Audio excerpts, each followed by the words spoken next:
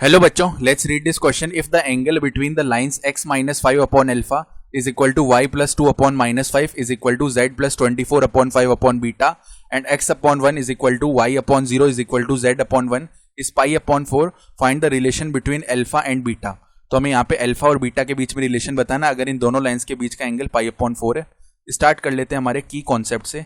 की कॉन्सेप्ट देखो क्या हो जाएगा. अगर ऐसे लिखा हुआ है ए वेक्टर डॉट बी वेक्टर, तो ये किसके इक्वल आता है, ए वेक्टर का मैग्नीट्यूड मल्टीप्लाई में बी वेक्टर का मैग्नीट्यूड मल्टीप्लाई में कॉस थीटा, जहाँ पे थीटा जो है इन दोनों वेक्टर्स ए वेक्टर और बी वेक्टर के बीच का एंगल होता है जब ये टेल से टेल जुड़ी हुई होती है. ठीक है, तो अब देखो पहली लाइन और दूसरी लाइन, इन दोनों लाइंस के लिए देखो कोई भी लाइन की इक्वेशन पहले बोल देते हैं. X minus x one upon में a is equal to y minus y one upon में b is equal to z minus z one upon में सी. यहाँ पे जो नीचे वाले ए बी सी होते हैं ना, ये ए बी सी बेसिकली क्या है, अगर इस तरीके की लाइन है, देख लो ये मान लो लाइन है हमारी, तो इस पे एक पॉइंट लाई करेगा x1 comma y1 comma z1 और इसके एक पैरेलल वेक्टर आएगा जो कि होगा ए आई कैप प्लस में बी जे कैप प्लस में सी के कैप. तो बेसिकली हम करेंगे क्या, अगर हमें इन दोनों लाइंस के बीच का एंगल पता है, यानी कि इन दोनों लाइंस की जो पैरेलल वेक्टर है उनके बीच में भी तो सेम ही एंगल होगा. ठीक है, यानी हम पहला वेक्टर बोल देते हैं चलो a1 वेक्टर. a1 वेक्टर क्या हो जाएगा, देखो ये नीचे वाले जो लिखे हुए हैं हमारे पास, ये पैरेलल वेक्टर बना लेते हैं इनसे. तो अल्फा आई कैप माइनस का 5j कैप प्लस में बीटा के कैप, और a2 वेक्टर बना लेते हैं इसी तरीके से आई कैप प्लस में 0j कैप और प्लस में के कैप. ये बन गया. अब इनके बीच का हमें एंगल पता है पाई अपॉन 4 है. तो अगर हम a1 vector dot a2 vector निकालें, इनका डॉट प्रोडक्ट ले लेते हैं.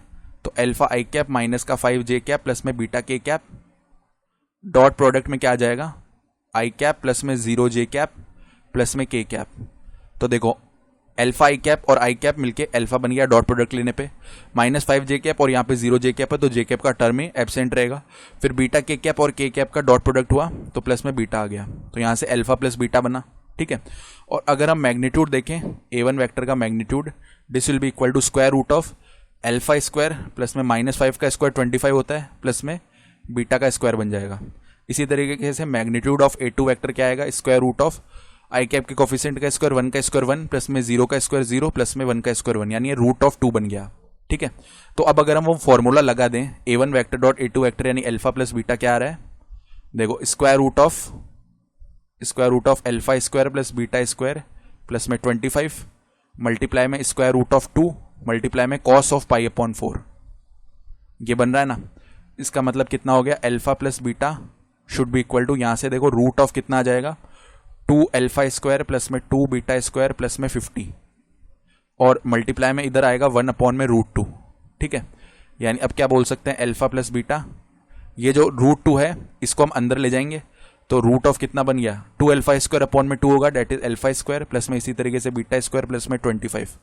अब दोनों तरफ हम स्क्वायर कर लेते हैं तो इधर बन जाएगा alpha square plus beta square plus में 2 अल्फा बीटा, और इधर देखो रूट हट जाएगा तो alpha square plus beta square plus में 25.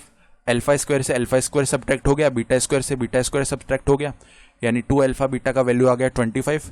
तो फाइनली जो अल्फा बीटा है वो किसके इक्वल आएगा, 25 अपॉन 2. तो ये हमारा रिक्वायर्ड रिलेशन है अल्फा बीटा में कि अल्फा बीटा का जो प्रोडक्ट है ना वो क्या आएगा, 25 अपॉन 2. ये हमारा फाइनल आंसर है. I hope you understood this explanation. Best of luck.